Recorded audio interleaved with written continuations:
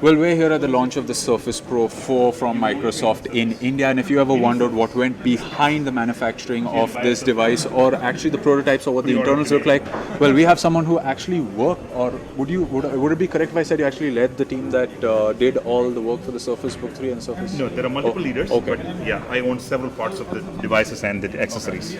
Okay, so quickly, could you just run us through what you have on table out here? A lot of internals, a lot of prototypes, or what things looks like. Just run us through what you have out here and what culminated into the final product. Sure. It is difficult to compress all this into a few minutes of conversation. This is about 2.5 years of work, all the way from Surface Pro 3 to Surface Pro 4. Your top 5 things. Top 5 things.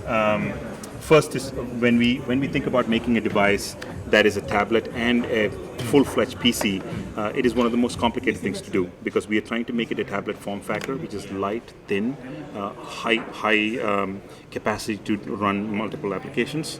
That is one thing. So being able to do that in a PC form factor, in a PC kind of application is going to be super complicated. So getting that challenge, getting the display absolutely beautiful, at the same time having the power and performance to be able to run applications like Pro Engineer, Solid Edge, some of those is really complicated. So I think I'm super proud of the team being able to get this into the form factor. The second thing is we are saying that here's a tablet that can replace your laptop.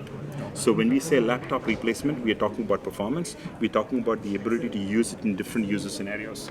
And Windows is a ubiquitous platform for the PC, which means people from all walks of life are using it, all the way from music composers to educationalists to manufacturing plants. So we wanted to make sure this is a device that cuts across all those industries and you can use it in a productive manner. But when we think about device, we not only think about device, but we also think about the set of accessories that come with it. All the way from pen to the keyboard to the docking station. But our goal is to make sure when you buy a Surface device, it is the most productive device on the planet. But at the same time, it's beautifully designed. Every little detail that has gone into this, we talked about materials, we talked about finishes, we talked about reliability. We wanted to make sure that when you pick up the device, you fall in love with it because every little detail the engineers have worked on it, the designers have worked on it. We are in love with this product. Like there is a love affair that happens with the product. So that's what I'm proud about. And when we think about technology, we want to make sure that people don't use technology for technology's sake. They want to use technology to get things done. And then when they are trying to get things done, we want to make sure that technology kind of fades away in the background. It doesn't come in your way. Okay.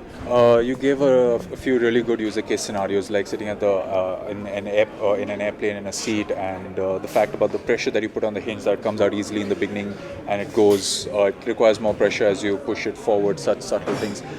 Can you talk about at the beginning, like when you absolutely started out, you had probably no idea of how this was going to be. So the thought process that went on then, and how it evolved into your final outcome. Sure. When we think about typing experience, there are multiple things that come into mind. One is the angle at which you want to keep your device, the angle at which you're sitting, and different people sit at different places, all the way from airplane seats to couches to sofas in different places, or in office. So in the beginning, I remember when the original Surface team did the keyboard, the kickstand, we wanted to make sure that there was no idea, like you said. We were sitting in a room, nobody had an idea. Ralph and his team members, I think Alec Ishihara was the guy, he came back and built a literally cardboard model and said, hey, maybe this is what we should do. At that time, our leader was Steven Sinofsky, who was running the Windows division. And then he said, hey, maybe this is what we should go after. And then we had an executive review. We decided to quote, that's going to be the signature kind of design element within the Surface. And so we picked up that design. And over time, we have kind of tried to perfect that design. We want to make sure that first we had detent, which is it stops in different positions. And then we said, we heard feedback from our customers where people told us they wanted to use it in all the way in this position. Some people wanted different this position. There are people who like different levels of force on this one.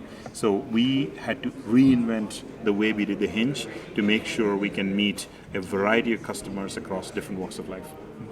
Did it ever dawn on you that some of these demands were unnatural, impossible to achieve at times? Because I'm sure when you're sitting on the drawing board, it's like, how are we going to do that? Any fun story that you have to share with us on such lines? Absolutely. At work? Every day we face this. Every day we face this.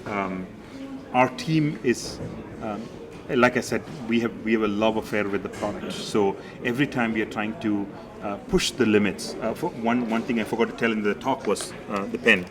We said when we ship the pen, we don't want the customer to be able to insert a battery, pair the device, pair the pen. So we decided to ship the battery inside the pen. So the battery actually gets inside the pen. When you get the pen, you press a button, wake it. But this was a big challenge. When we said, let's do it, nobody has ever done this before. In a way that this is done here. For example, mouses, keyboards, they sometimes ship with battery inside, but they usually have a tab to remove the connection so that the battery is not consuming power. In a pen, you don't have a slot available here. You cannot make a hole here to put a tab. So we actually created new firmware to put the pen to sleep when there's shipping. And you wake it up when you get the pen. Yes. And then when we said, when you ship the battery, we want to make sure the battery lasts for very long periods of time. I talk about a year to 18 months of battery life. The way we are achieving it is we said, okay, we'll throw an accelerometer inside. So I had my team put an accelerometer inside the pen. When you put the pen at rest, the accelerometer knows that it is at rest. It does not consume any power. Only when you're using it, it wakes up and starts using the power. So this was one of the things we thought, there is no way possible. There were simple things like that. Okay. So just to reiterate, if I buy the pen separately, I don't need to sync it in any way whatsoever to the Surface. I just click it and it's ready to go? Or? No. Okay. You have to pair with it. For example, the reason we wanted intentional is if you have multiple Surface devices, you want to pair it to something. Yeah. So the pairing process, you don't have to do a lot of wacky pairing. When you start writing, in about less than 5 seconds, there is a pop-up window which will say, do you want to pair this pen with this device? You just click yes and it's paired. So the experience, we've made it magical, but you need that pairing experience to make sure you know which device you want it to work with. Speaking about by the way, the pen works with any device. Okay. You don't need to do pairing for writing and erasing. Okay. But if you want Bluetooth functions like OneNote, Cortana, all those things, you want to open it, then you need to do pairing. Now, Apple also recently launched the iPad Pro in India, and of course, on all the slides that we've seen, it's competing against the MacBook Air. Sure. So it's a computing device first, and secondly, a tablet. How do you think the competition is going to pan out? Because it's always been Windows versus Apple, Microsoft versus Apple kind of a thing. Absolutely. How have you seen this pan out from, let's say, the dawn of Windows, where everything happened with 95 and up till now? So where have you seen it come? What has your opinion been on it from someone who's worked in the industry? Sure. There are different levels in which we can compare. They've made a great device, absolutely. They have been making great devices. But if you look at the productivity space, both Windows and Surface in general has kind of owned that productivity space. If you look at the Windows application ecosystem, it is huge. All the enterprises, all the key customers, large-scale enterprises, all using Windows. So one of the best things we have is hardcore native level integration with Windows. For example, they have a great pencil, you have tilt, there are some really good features, but it only works in certain applications. But the ability for the pen to work all the way to Microsoft Edge, you can work on the browser, you can write on the browser, you can use Bluetooth pairing capabilities, you can store the pen, battery lasts 18 months. Because there are so many things that are great with Surface devices as well. At the same time, as I talked about manufacturing software or Pro Engineer, Solid Edge, some of these software that we are able to run natively on Windows, it's going to be a big advantage for us to be able to drive the Windows ecosystem to our advantage. Well, that's it. Thank you so much. It was a real pleasure speaking with you. Thank you. Thank you.